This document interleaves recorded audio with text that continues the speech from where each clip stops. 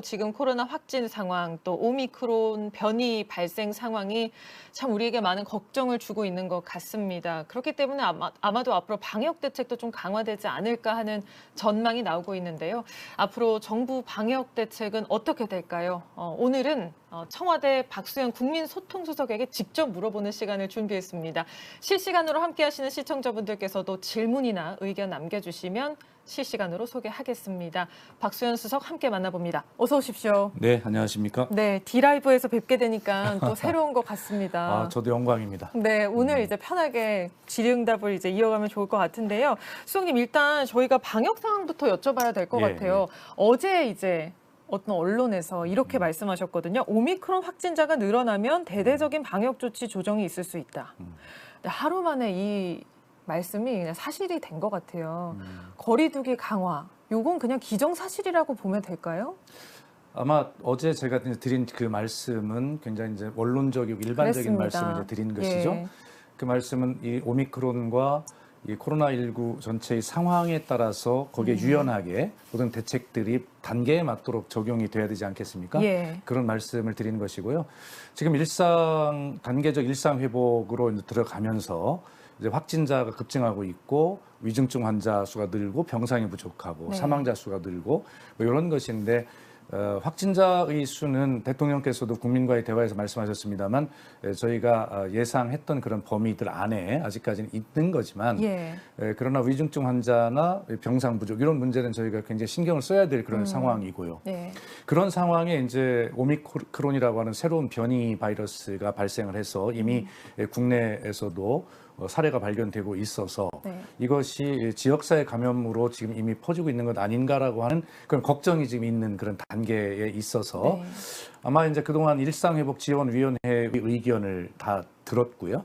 그래서 오늘 총리 주재의 방역전략회의를 거쳐서 내일 중대본에 이제 발표가 있을 예정인데 아마 현재 예상하기로는 뭐 그렇게 급격한 거리두기 강화나 뭐 뒤로 돌아가는 이런 것보다는 앞으로 계속 나아가면서 어떻게 좀 미세하게 현 단계에 맞도록 조정할 것이냐라고 하는 것을 발표할 것으로 그렇게 알고 있습니다. 오늘 오전에 보니까 일부 언론에서 4단계로 갈 수도 있다. 거리두기 4단계 갈 수도 있다는 보도가 나오던데 이런 급격한 전환은 없을 가능성이 높다는 말씀이신 거죠? 예, 뭐 현 상황과 단계에 맞도록 하는 것이니까요. 뭐 그렇게 예상을 해보시면 될 것 같고 또 이런 어떤 그 거리두기를 강화하고 뭐 집합을 제한한다든가 이런 조치들은 결과적으로 우리 민생, 지금 회복되고 있는 민생에 어떤 찬물을 끼얹을 수 있는 뭐 이런 부분과도 연결이 되고요.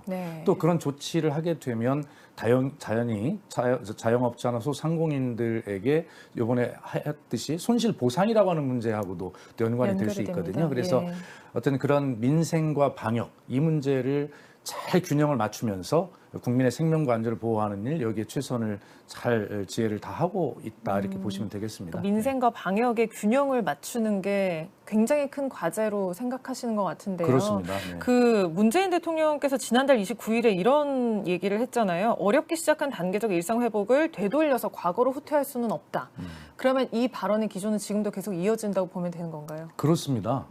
대통령의 그날 말씀은 또 일부 극일부 언론에서는 대통령이 그렇게 이야기하자마자 바로 또 돌아가는 거 아니냐 이렇게 그런 얘기가 있었잖아요. 사실 이 얘기를 29일에 했는데 오미크론이 30일부터 갑자기 막 시작되기 시작해서 이 발언이 좀 성급했던 게 아니냐라는 보도들이 있었거든요. 대통령의 발언은 여러 가지 의미를 포함하고 또 의도하고 하시는 발언들입니다.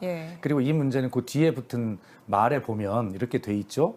우리 정부 부처가 먼저 정말 최선을 다하고 할 수 있는 일들을 다하고 그리고 국민께 참여하고 좀 함께 하자라는 요청을 드릴 수 있는 것이다.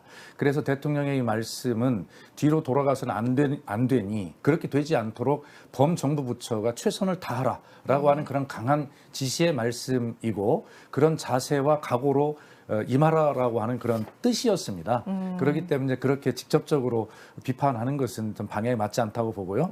대통령께서 그렇게 말씀하실 리가 있겠습니까? 급하게 한 게 아니다라고 하셨는데 근데 이런 얘기도 나오긴 하는 것 같아요. 그러니까 우리가 단계적 일상 회복한 지 이제 좀 한 달이 넘었잖아요. 그런데 그러니까 일상 회복 속도 조절을 좀 못한 것이 아니냐. 너무 급격하게 일상 회복을 했다가 오미크론이라는 변이를 만났고 또 일상 회복 과정에서 확진자가 1일 5천 명까지 급격하게 올라간 게 아니냐라는 얘기도 나오는데요. 정부는 이런 부분에 대해서 좀 어떻게 보고 계세요? 급격했다고 보세요? 아니 그러니까 이 오미크론 변이라고 하는 것을 염두에 두고 일상 회복이나 이런 할 수는 없는 노릇이죠. 예. 그렇기 때문에 그것은 별개의 문제입니다. 다만 단계적 일상 회복의 문제는 아까 제가 말씀드렸듯이 이 코로나19에 장기간 지친 국민의 피로감도 있고요. 그다음 민생 경제 회복이라는 측면도 있습니다. 그리고 다른 나라들이 선도적으로 일상 회복으로 가는 그런 나라들도 많이 있었고요. 그래서 우리는 어느 시점에 어느 정도의 일상 회복을 가야 될 거냐라고 하는 것을 결정을 하는데 그것이 정부가 일방적으로 그렇게 아무 계획 없이 정하는 것이 아니고요. 일상회복지원위원회가 있고 여러 단계의 의견을 듣는 시스템들이 있습니다. 그래서 아까도 말씀드렸지만 방역전략회의도 있고 중대본도 있고 일상회복지원위원회가 있고 그 안에 4개 분과의 위원회가 있어서 다 논의해서 결정한 전문가 결과이다. 의견 듣고 그래서 가장 적정한 시점이 언제이고 어느 단계로 해야 될 것인가는 그런 논의의 결과로 정부가 시행을 하는 것이지 정부가 일방적으로 결정하는 것은 아니다는 말씀을 드립니다. 일상 회복이 지나치게 빨랐던 것은 아니라고 보신다는 말씀이시죠? 가장 적절한 시점에 민생과 방역의 그런 균형을 그 당시에는 잘 맞추는 그런 선택을 정부는 최적 대안으로 선택을 하는 것입니다. 그것이 최선의 선택인지는 모르겠습니다만 예. 그 당시의 전문가의 의견 그리고 경제의 현실 이런 것들을 다 고려해서 정부는 전문가 의견을 최우선으로 듣되 그러한 부분까지 고려하면서 최선은 아닐지는 모르지만 그 상태에서 최적 대안을 선택하기 위해서 노력하고 있는 것입니다. 그 당시에는 최선이었다고 하셨고 그럼 오미크론이라는 변수가 진짜 좀 원망스러우시겠네요, 수석님. 그러니까 뭐 저희가 원망스러운 것보다도 네. 이제 국민의 생명과 안전 그다음에 모처럼 이제 경기가 막 회복이 되고 시작하고 있는데 네. 오랫동안 고통을 받아오신 소상공인과 자영업자 뭐 이런 부분들에게 더 고통이 이제 이어질까 하는 그런 뭐 걱정과 염려가 태산같이 크죠. 네, 알겠습니다. 지금 이제 확진자가 크게 늘면서 재택치료로 전면 전환하기로 정부가 발표를 했잖아요. 네. 근데 뭐 재택치료 자체에 대한 우려들은 이제 방역당국에서 많이 불식하려고 노력을 하시는 것 같은데요. 인력 부족은 여전히 진행 중인 것 같아요. 그러니까 의료 인력, 그렇습니다. 뭐 현장 인력. 네. 근데 지금 코로나 발생한 지 2년이 돼가는데 정부가 이런 인력 확충은 좀 많이 못한 것이 아니냐라는 지적이 있거든요. 그래서 제가 통계를 좀 적어갖고 와봤는데요. 예, 설명해 주시죠. 인력 부족한 것은 맞고요. 그래서 정부는 그 인력을 보충하기 위해서 꾸준하게 노력을 해오고 있고 사실 가장 신경 쓰고 있는 부분 중에 하나입니다. 네. 병상의 확보와 함께. 그래서 지금 보면 2,412명을 지원하고 있는데요. 네. 현재까지 이게 의료 인력입니까? 그렇습니다. 예. 현재까지 중복을 포함해서 누적으로 16,223명의 의료 인력을 저희가 보충하고 있습니다만 네. 충분치는 않고 있습니다. 그래서 의료기관 수요에 따라서 우선 그 중환자 치료 경험 있는 의료진을 우선 배치하는 것이 중요하지 않겠습니까? 예. 뭐가 부족할 때는 효율을 잘 높이는 것이 중요하기 때문에요. 그런 것이 있고 중증 환자 전담 간호사도 저희가 양성하고 있는데요. 이 중증 환자 전담 간호사는 21년 6월 달에 620명을 양성한 바 있고 현재도 200명을 추가로 양성 중에 있습니다. 하여튼 이 문제는 충분하진 않으나 그러나 하여튼 이런 문제에서 정부는 인력을 확충하기 위해서 최선을 다하고 있다는 말씀을 드리고요. 예. 그다음에 병상도 마찬가지입니다. 국민들께서는 왜 우리가 행정력이 뛰어난 나라인데 왜 병상이 왜 병상이 안 될까 이런 예. 생각을 하시잖아요. 이렇습니다. 우리는 코로나 환자만이 아니라 일반 질병으로도 중환자 병상이 평상시에도 한 7, 80% 가동이 되고 있는 그런 예. 실정입니다. 그렇다고 코로나가 됐다고 해서 그런 일반 질환의 중증 환자들을 퇴원시킬 수는 없는 노릇이잖아요. 예. 그것도 하고 이것도 해야 되니까.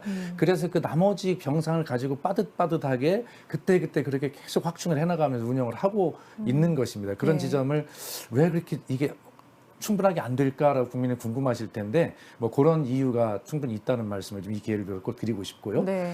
그다음에 이제 우리가 접종도 이제 추가 접종이라는 말을 쓰고 있는데 이제는 추가 접종이라는 말 대신에 3차 접종이라고 해야 합니다. 그렇게 말씀하시더라고요. 그렇습니다. 정부에서. 왜 그러냐면 예. 지금까지는 1차 접종과 2차 접종을 하면 2차 접종으로 접종이 완료되는 것으로 알았고요. 예. 그리고 이 3차 접종은 그냥 선택사항으로 생각을 했습니다.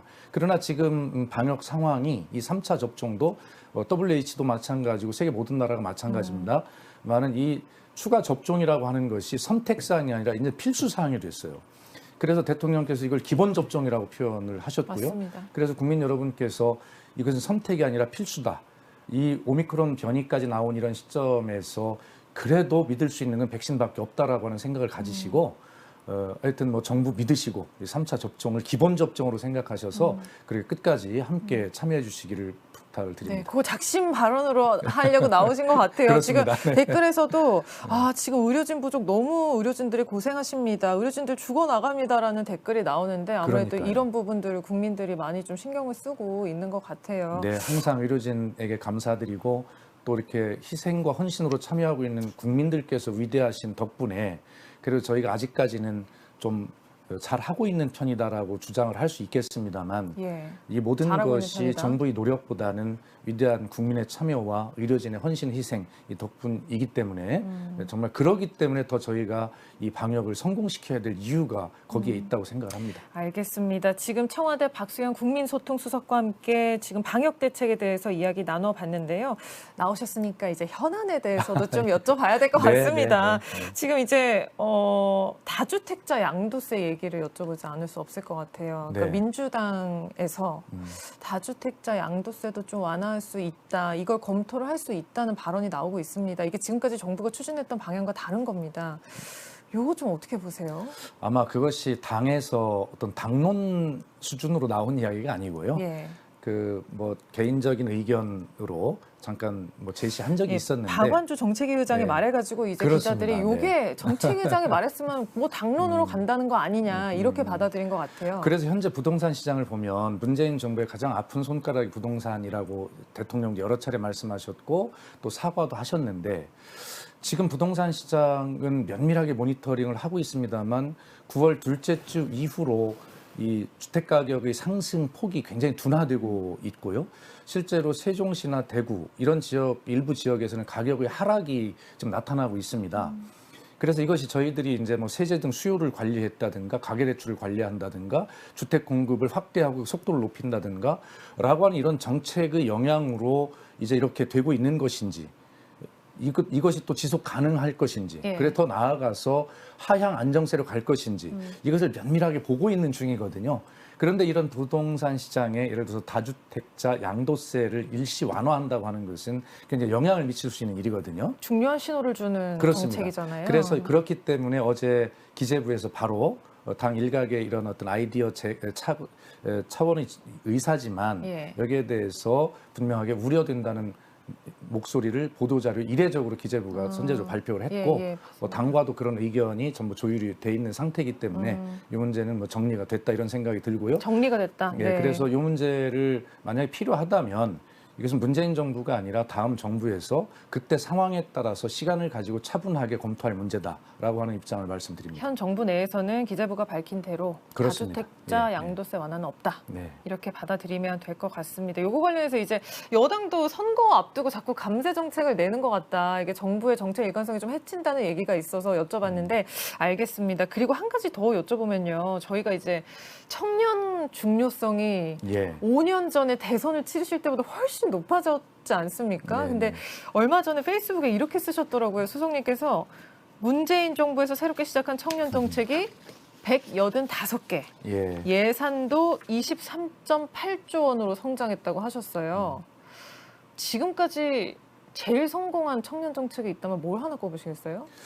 글쎄 우선 또 이렇게 말씀을 드리면 예. 고통받는 그 청년들 그리고 내 집 마련의 꿈이 상대적으로 박탈된 청년들에게 그런 거 하나도 제대로 못하면서 자화자찬한다고 또 말씀하실 텐데요. 그런 비판들이 좀 예. 있었잖아요. 네, 그렇습니다.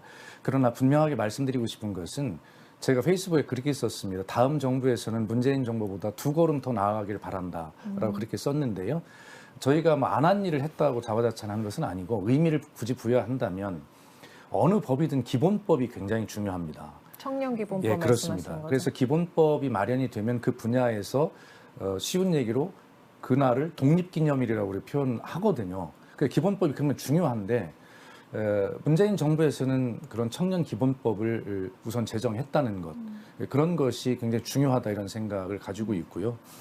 그다음에 아까 이제 그래도 의미 있는 거 하나를 꼽아봐라. 네. 그러면 거기서 이제 국민취업제도라는 게 있어요. 그래서 국민취업제도. 그렇습니다.